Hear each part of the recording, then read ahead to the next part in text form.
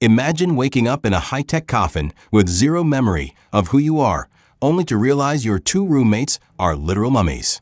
This is Ryland Grace, and he's currently 12 light-years from Earth. Back on Earth, the sun is literally dying. Oh, and to make things worse, a robotic arm is basically babysitting him, and it's about as gentle as a back-alley dentist.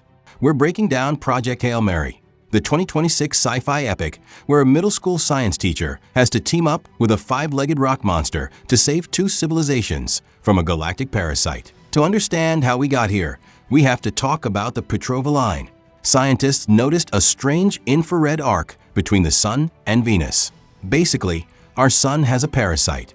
It's losing energy at an impossible rate. If this keeps up, Earth enters a permanent ice age in 19 years. We're talking total societal collapse, frozen oceans, and a very bad time for anyone who likes living. This isn't a slow burn. It's a countdown to extinction. Enter Eva Strat, the woman with more power than the UN and exactly zero patience for your feelings. She has been granted absolute authority by every major government to do whatever is necessary to save the species, regardless of the cost in lives or money.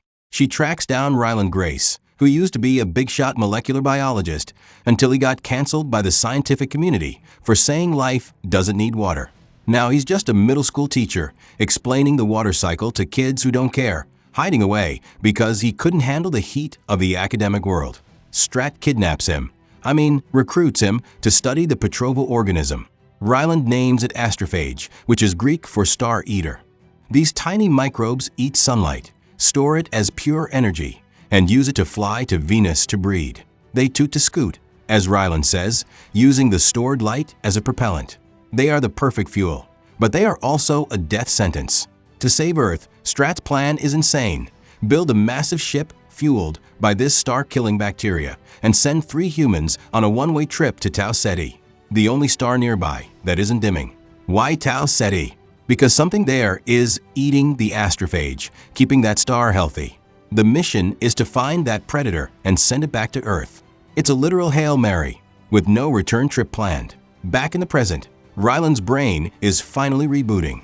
He remembers the mission, he remembers the Beetle probes meant to send the data back to Earth, and he realizes he's light years away from a cheeseburger.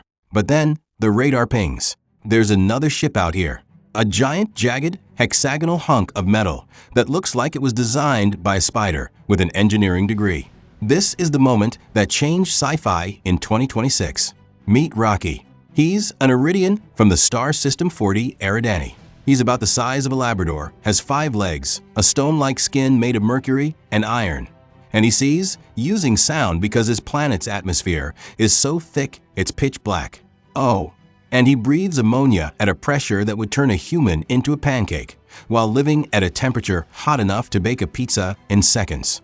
But here's where the story hits different. Rocky isn't just some random alien engineer floating through space. His star is dying too, and he's been out here alone for over 40 years. Let that sink in. His entire crew is dead, not because they were weak, but because they didn't understand radiation in a vacuum. No proper shielding. No protection, just raw engineering and hope. And hope doesn't stop cosmic radiation.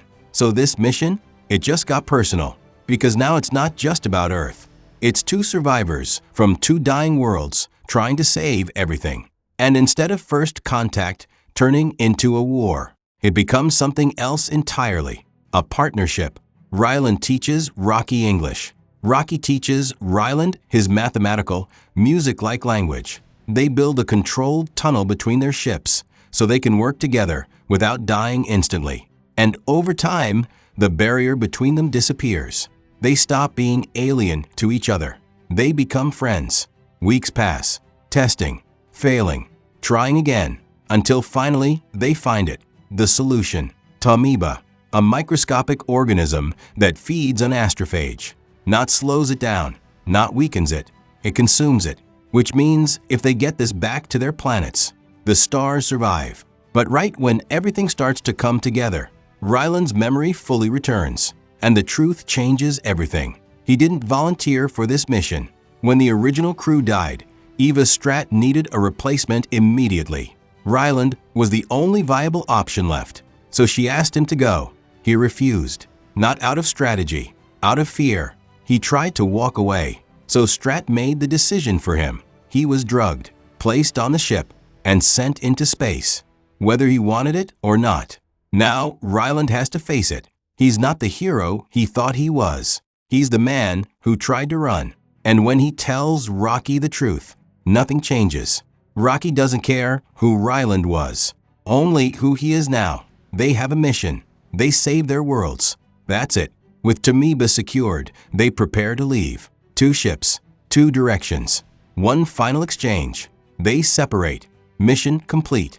Or at least, that's what it looks like. Because, on the journey home, something goes wrong. The Tameba evolves. It adapts. It finds a way through microscopic gaps in xenonite, the material used in Rocky's ship. And once it gets in, it starts consuming the astrophage fuel, which means one thing. If Rocky continues his journey, he won't make it, and neither will his planet. Ryland runs the numbers, and there are only 2 outcomes. Option 1, he continues to Earth, delivers the cure, becomes the hero. Option 2, he turns around, saves Rocky, and gives up any chance of ever going home. This time, he doesn't hesitate. He turns the ship around. No speech, no second-guessing, just a decision. He finds Rocky, transfers his fuel, saves his life, and sends the Beetle probes back to Earth with the cure and all the data. The mission is completed, just not the way anyone expected. Years later, Ryland Grace is no longer on Earth. He's on Arid, Rocky's home planet, living inside a controlled habitat built to keep him alive in an environment that would otherwise kill him instantly. The conditions are harsh.